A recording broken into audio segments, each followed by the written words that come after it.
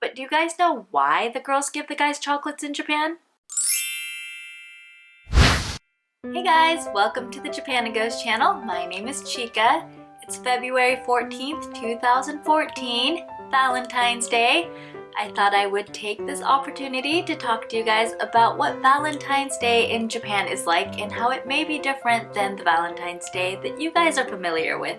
Let me start by telling you guys a little bit about Valentine's Day history in Japan.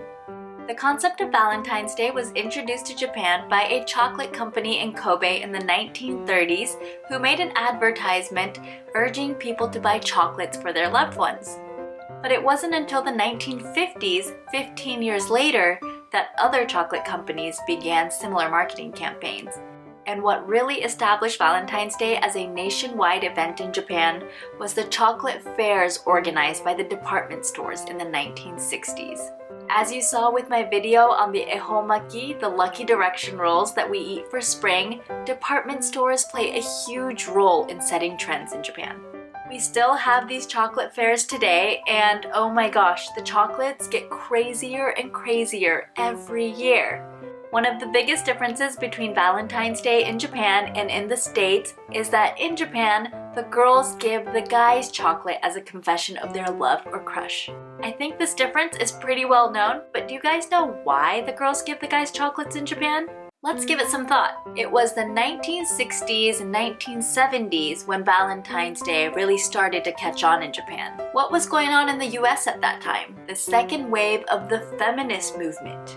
The feminist movement in the US influenced a lot of women in Japan to start taking initiative and to take stronger hold on the reins in their romantic relationships.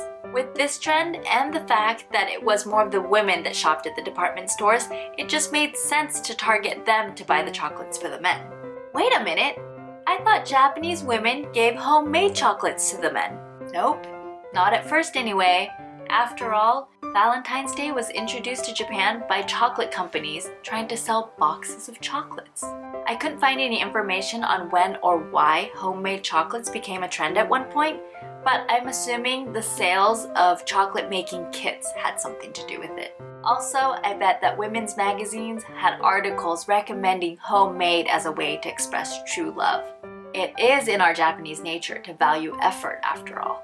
I should mention that nowadays it's said that homemade is a bit too much to give to a crush, so store-bought is the way to go for single ladies, and only girls in steady relationships should make homemade chocolate to give to their boyfriends. Perhaps the chocolate making kits had shitty profit margins. In recent years though, Valentine's Day is no longer just about girls confessing their crush to the guy they've been staring at in the classroom or in the office for the last 6 months, but more just about giving and getting lots of chocolates. Back in the day, Valentine's chocolates could either be categorized as giri choco or hommei choco. Giri means obligation or by duty, so giri choco means chocolates you give to a teacher, a boss, someone you feel like you should give chocolates to. Hommei means favorite or best candidate, so hommei choco is the chocolate you give to that special someone. In the past few years, new categories have been added. Fami choco, chocolates you give to your family members. Tomo choco, chocolates you give to your friends.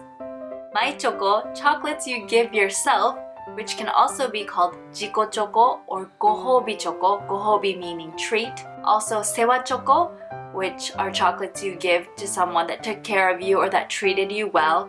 And gyaku choco, gyaku meaning opposite, chocolates that guys give to girls. Basically, the chocolate companies have made Valentine's Day into an event where everyone buys chocolate.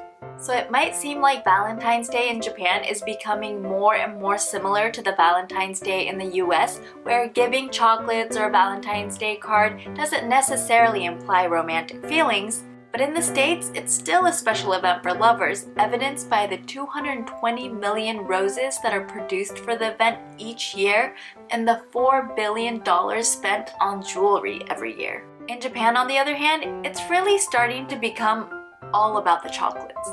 But when you think about it, it makes sense because in Japan, we already have an event for lovers. It's Christmas. That's when all the fancy dinners and all the jewelry buying takes place in this country. I'd feel bad for Japanese men if they had to deal with two events like that on top of anniversaries and birthdays. I hope this video helped you to understand what Valentine's Day is like in Japan and how traditions have changed over time. Let me know how you guys celebrate Valentine's Day in your country. I only know about the US and Japan, so I'm curious to know how it's celebrated in other parts of the world. Does the girl give the guy chocolates? Does the guy give girls chocolates? Do you guys even have Valentine's Day? Do you give chocolates to everyone? Let me know how you celebrate Valentine's Day in your country.